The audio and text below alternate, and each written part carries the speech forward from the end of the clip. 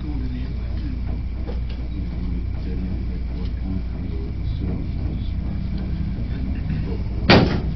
like to call this regular meeting to order. Call roll. Mayor Querom. Here. Councilmember Swanson. Here. Mabry. Here. Fabia. Here. Newman. Here. Please stand and join us in the Pledge of Allegiance. I pledge allegiance to the flag of the United States of America, to the republic for which it stands, one nation, under God, indivisible, with liberty and justice for all. Okay, to get started tonight, we're going to go public comment. We're going to bring up our Chief of Police, Tom Cameron. Kind of practice slide that switch towards you on top. I just have a couple commendations I'd like to read if you all don't mind. We'll start off with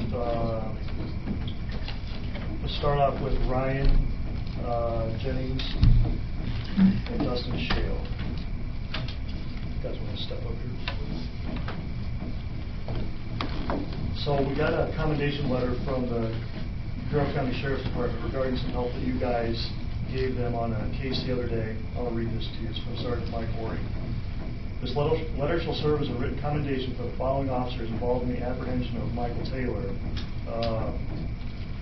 And it lists off all the folks that helped with that, some state troopers and other county deputies. On June 17, the Sheriff's Department received information about a fugitive that may be en route to a rural Princeton address. Officers convinced the subject's mother to stop. When she arrived in Bureau County, due to the subject's recent criminal activities and known instability, it was necessary for multiple officers to be involved in the apprehension. The subject was arrested without incident. It was great to see multiple agencies work together toward a common goal. All the officers involved spent significant time and remained focused during this operation. Each of you one of these letters.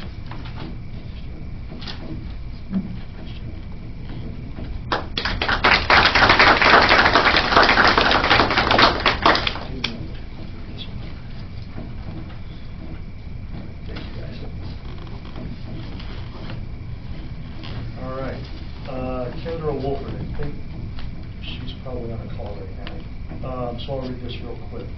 I'd like to commend, this is from her sergeant, Dan Yeager. I would like to commend you for your attention to detail during your patrol shift on July 7, 2018. This is in regards to a call where someone was driving through the industrial park and knocked down a whole bunch of light poles. She was able to track down who did that, ended up arresting this guy in the neighboring community, and now instead of our insurance having to cover the cost of all of those things, his insurance will have to do that. So it ends up saving the city quite a bit of money. She did a lot of investigation on that, so it was very nice work by her. I'll make sure she gets this. And then this one, I'm a little late on this, but this happened on my second day here, and I kind of would like to make this a quarterly thing, so I saved it up until now. But this is a pretty good one. So this is for Tyler Wolf and Adam Dunshaw.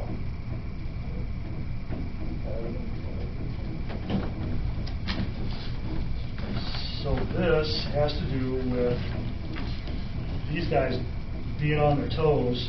This happened May 1st. I'll read the Facebook post that a citizen posted on this. I have to say we have one awesome police and fire department here in Princeton. I was on my way home yesterday from work and noticed that my coworker's house was smoking terribly from the back, and then saw the largest flames just burning and crackling, spreading so fast. And then I noticed a cop speeding down the road, and the other had just pulled up from the back of the house.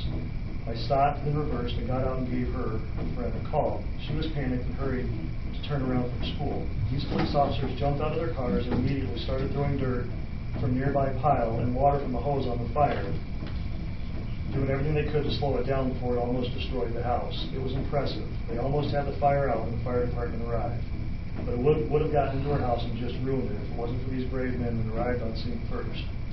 This gave me just a little more respect for our department, seeing them in action. These guys really are heroes, and this gal and her boyfriend still got to go to sleep in their own bed in their home last night, thanks to Princeton Police and the fire department for a job well done. And I actually spoke to her in person over at the hospital, and according to these guys, the flames were in the fence up to the house. It was only moments before the house would have caught on fire, so this was a really good spot by these guys in getting this thing done. So I have a letter here before you sign it, and I'll pass Adam's on to you. Nice job.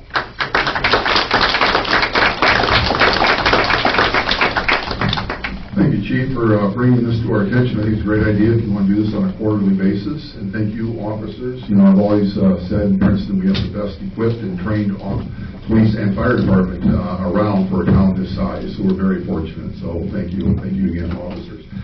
And if you guys want to leave, you don't have to stick around, or you can stick around and. Thanks, guys. Thank you. Thank you.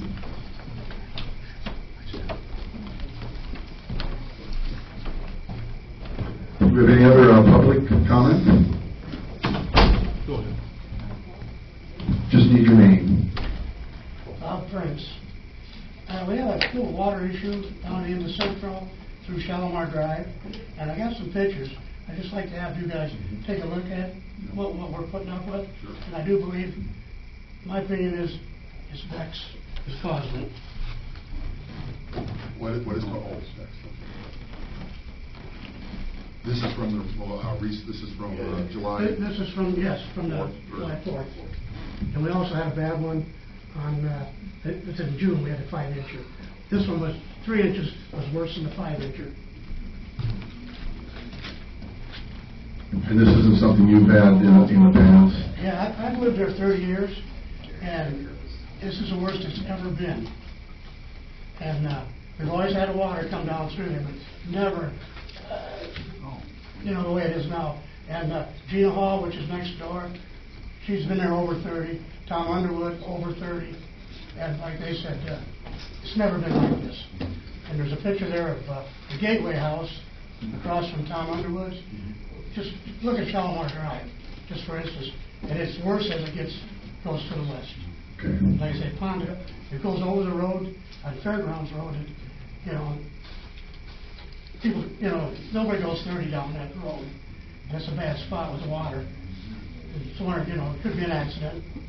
So we wonder about it, and I talked to Mr. Mabry, and he suggested pictures. So take a look at them and see what we're doing out there. But I've also talked to Kyle Burrows from the Fair Board, and I talked to him today, and I mentioned it to him, and he said that they know that because they're having issues too with more runoff, and they feel it is the new service station that we have, and something needs to be looked at. Yeah, we'll take a look at it. Okay, thank you. You bet. Thank you. Any other comment? Just need your name, Steve. Sure. Is this working in the right height? Yeah. Steve Gunning and Mr. Mayor, Council, Pete, John, appreciate the opportunity. I just want to make a couple of comments on the in-process development agreement with the Konings on the sports complex. And first of all, I want to say that along with I'm sure everybody in town, wishes everybody well, and I hope it's a booming success and everybody benefits from it. But it seems to me it's a bit different from providing inducements to up-and-going companies that you're trying to attract to the town. And it's essentially all speculation now, and the city is not just providing inducements through tax abatement or whatever, but it is in fact investing money in the project, which is obviously a private project. And that bespeaks the need for some security, it seems to me, and I appreciate there are portions of the development agreement that do, at least apparently, provide security, including the reversion of the property to the city if certain standards are met. But I'm not so sure that they are all they appear to be, and that maybe something more definable and more stringent might well be in the agreement. I understand that in any kind of contract like this that gets drawn up, there's going to be some words that aren't terribly precise. Reasonable to someone's satisfaction, reasonable satisfaction, substantial performance. Sometimes that's the best you can do. And I appreciate where the substantial performance is used. There is a definition that, how tight can you make it, but it is as I read it, that it's up and running and ready to open its doors and receive customers. That's, a lot more than just saying substantial. So yeah, I think that's a fair descriptor. But and I'm sure you're all aware that when you have fairly imprecise language that defines people's substantial financial interest, if push comes to shove, you're probably not going to have both sides agreeing on what's reasonable, and you're looking at litigation. And maybe that's just inevitable, and hopefully if things go well, you're never going to have to think about it. But it seems to me things could be a little tighter here and there. One specific thing that I'm looking at, and this maybe is coming out of a little bit different direction, is the 90-day period for the developers to demonstrate their financial capacity to complete the project. And I guess my question on that is, what basis does the city have for judging substantial investment capacity to complete the project? Maybe you've got an expert in that area lined up to look at it, and I hope you do. But if not, I don't know what you're going to sell them is not reasonable or not substantial. I hope you have somebody with more expertise than the rest of us in this room have. And, lawyers, I don't think are geared for that kind of financial thing. Certainly the quality of the obligation and the commitment people have, sure, lawyers do that all the time, but I don't know that evaluating the necessary money for developing a sports park is something that comes with your law degree. And I say that having been one. So I hope there's something along those lines. The other 2 points are the contract language that appears to secure the city's substantial financial commitment. Both the paying back $270,000 to the grant givers, and also selling the property for $1 an acre. And maybe that's the best one can do, and apply it against the possible return and the other alternative possibilities for it. I know it's been sitting there, maybe that's the best it can do. But it seems to me that there ought to be something a bit more secure than what I see as the things that are there to get that money paid back and hopefully pay money in the future, is obviously the 3% tax on tickets that are special to this. And I'm wondering if that 3% applies to the entry fees. I've heard someone suggest that it does, but the language in your recently adopted ordinance on the tax itself and your ability to levy it only mentions admission tickets as far as I can read. So I'm not sure where the power to tax the teams coming in and paying a fee comes from. The language at the end of the agreement is fuzzy enough that it would probably incorporate that, but if it's not in your empowering ordinance, I don't know how you do that. That's all on that point. I hope a lot of tickets get sold and a lot of money flows in for everybody. The second thing is the reversion. It sounds like a really good cover for the city, but because of a couple of things that involve the supremacy or the priority of that lien, I just wonder how much is going to be there if things go south. Because first of all, you say you commit yourself to making this reversionary interest lien secondary to any liens on the property at the time of closing. They could be substantial. The second is that after the property becomes substantially completed or words to that effect, you also commit yourself to giving a secondary place for the city's lien to any other investor who comes in, and all it takes is the developer to ask you and you commit yourself to making yourself further secondary. So it seems to me that that's not a whole lot of protection, particularly if you're ever going to have to call on it, because presumably the developer has had major problems and While you say he's obligated to give you a lien-free property back, if he's not meeting your standards, it's probably likely he's not going to be able to pay off those liens, and you're going to be secondary to all of them. And so it sounds good, but I'm not sure in reality if it ever has to be used, you're going to get much back. So what does Gunning have to say that might be helpful on this? Always try to do that. And the two things that I am thinking about in terms of having a performance measurement that just isn't, fuzzy language, is as to a measure of how well they're doing and how well they're performing along the way to the 15-year obligation, is to have some standard of dollars generated by the 3% tax over whatever period of time you want to have. That's at least concrete. Now, you may look at that and say, we're just not going to act on it, or we're going to negotiate it with them, and we still want to help them keep moving. There are all sorts of things that might be perfectly reasonable. But my point is you'll at least have a concrete standard you can be arguing from and choose to waive if you want to. I would suggest that. The last is simply a performance bond in regards to the whole shebang.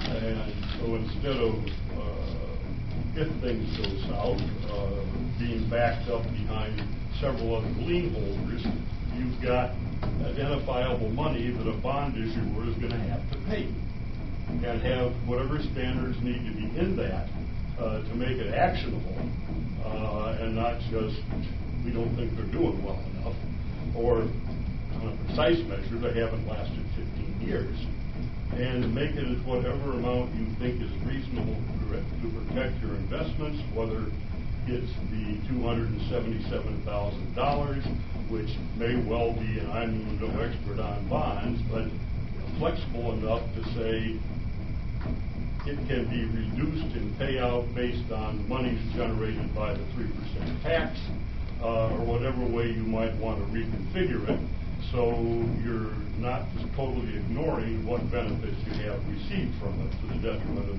the developers. And it seems to me the things you do have, and are being redundant, are spongy enough and could well not generate you much of what you think you might be getting. The 3% of the tax either works or doesn't work. The city benefits by all sorts of people buying things and going to shops and motels where that doesn't happen. That's a risk, and it's something the city hasn't financially invested itself in.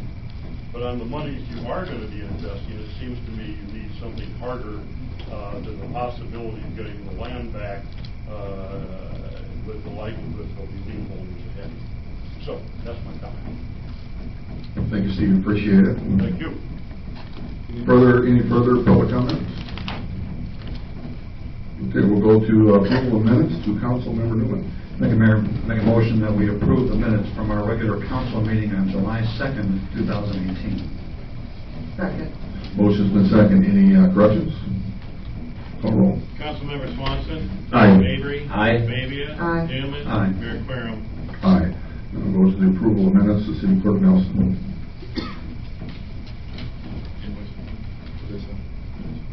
Invoices.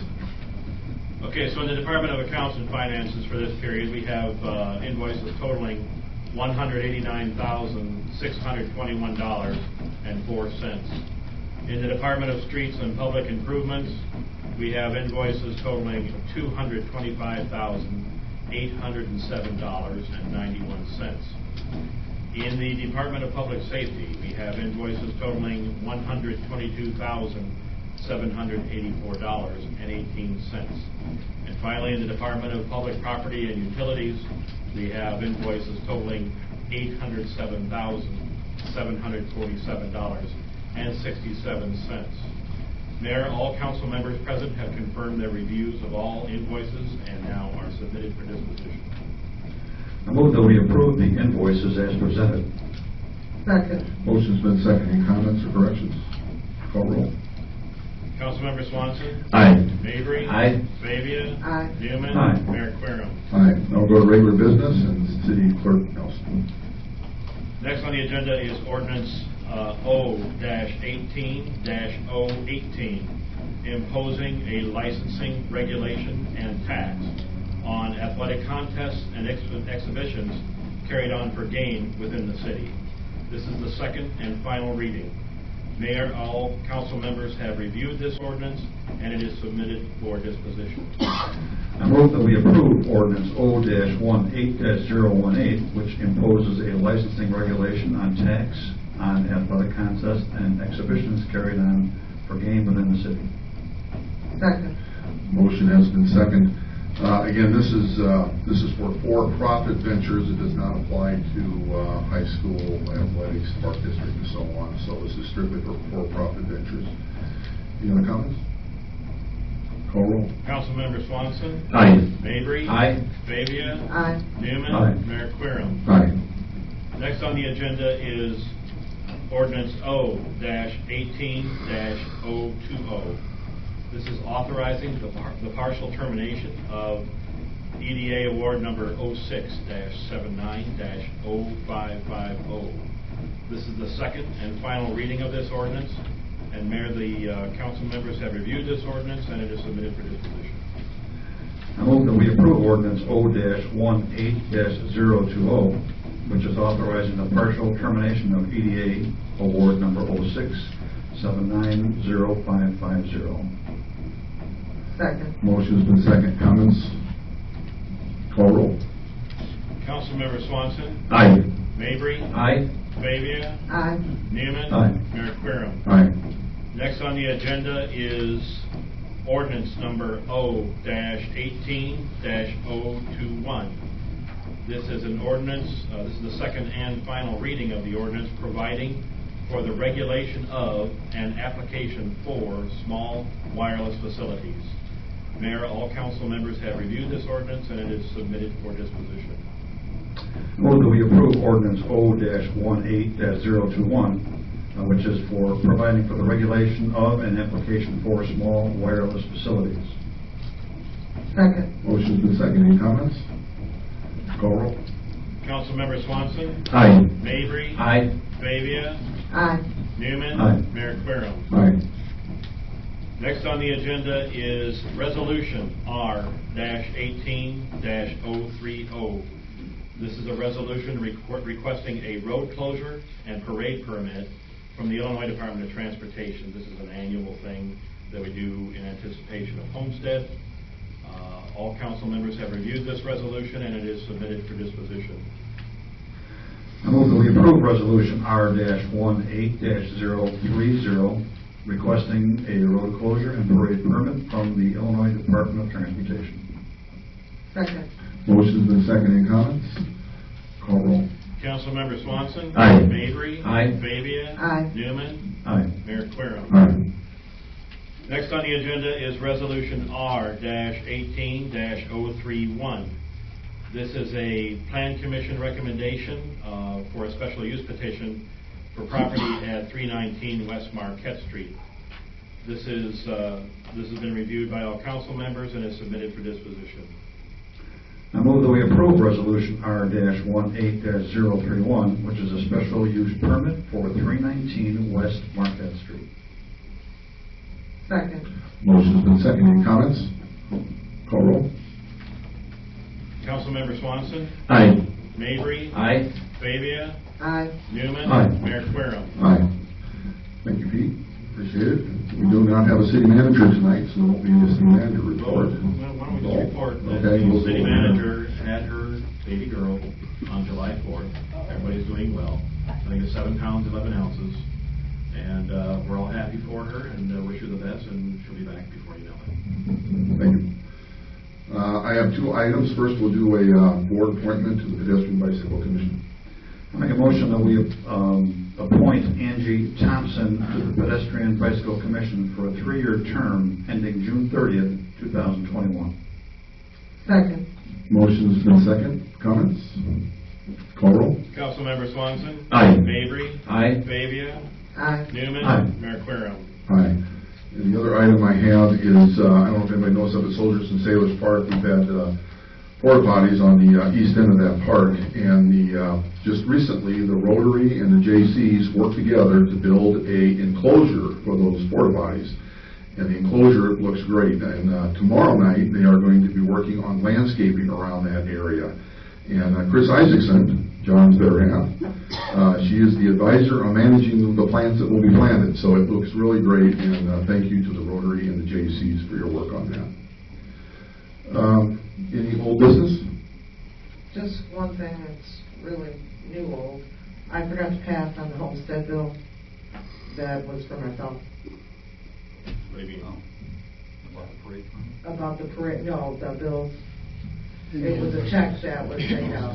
We don't do split votes. Okay, well, I'm just, for the, I don't know, parents' sake, I'm going to be passing on the one for myself. There was a check. Yeah, there was a check for me. Oh, I see. Yeah, I see, okay. yeah. I didn't realize that. For reimbursement. $15.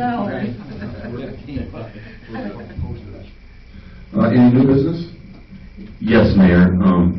Just to make this more record, I talked to Chief before the meeting tonight. I've received several complaints on South Euclid Street after you get past the four-way stop at Zarian Park that people are hauling, turning it into a racetrack going out of town and coming into town. And I witnessed it the night of the 4th of July, and there's several younger families there with kids that it's not a good situation. So she said they'd look into that, whether they need to patrol that a little more or some other options. Thank you. Thank you. Any other new business? Or, new business? If I could, Mayor, we appreciate the public comment brought by the public at the beginning of the meeting, as well as you have a chance to talk at the end. So sometimes we sit here and you think, well, they don't seem like they respond much. We're thinking about what the problems are, whether it be a drainage problem or whether it be like Attorney Gunning. He put a lot of time into his concerns over this sports complex and the incentives that the city's offering. So we appreciate the public's comment. We don't want you to think, though, that you come and talk and we don't respond. We do appreciate that. And it's a great opportunity to address the council. So we thank you for that. And Mr. Gunning's comments, there are a lot of them we've thought about as a council over these incentives. So I don't think there's anything new there that he brought up that we didn't hash over and discuss. So hopefully we feel good we're heading in the right direction on that. As long as those 90-day window of financials come in, that's what we're looking for. So thank you. Yeah, we wouldn't go forward with a project like this unless we had our ducks in a row. And we have a very, very good, probably one of the state's best municipal firms that have been working with us on this, as well as our city attorney, John Isaacson. So we're very comfortable with what we're doing with this sports complex. And the upside of it is just, well, it's incredible. So we'll move forward. Any other comments? Public comment? Okay, I will entertain a motion to adjourn this meeting and reconvene at our next. I move that we adjourn tonight's meeting and then reconvene our next regular meeting on Monday, August 6, 2018 at 7 o'clock at City Hall. Second. Motion's been second. Call roll. Councilmember Swanson. Aye. Mabry. Aye. Mavia. Aye. Newman. Aye. Mayor Querom. Aye. This meeting is adjourned, and thank you for attending.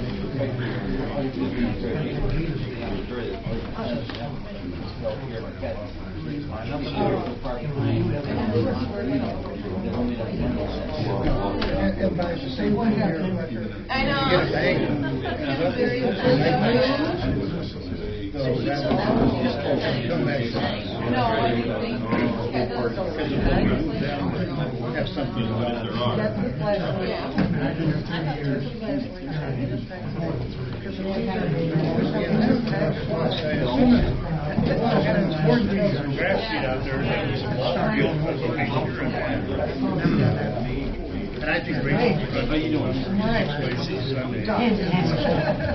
Water.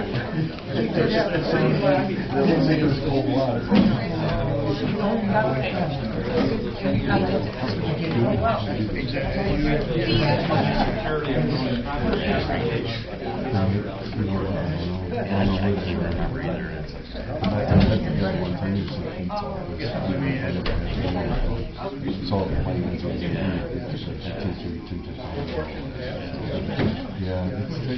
Yeah. Oh, he does. I was going to say. I don't know. What the should be deeper. Yeah, Gary and Ricky told me last week. That's crazy. It is. Even smaller rains. Exactly. That river goes right down through.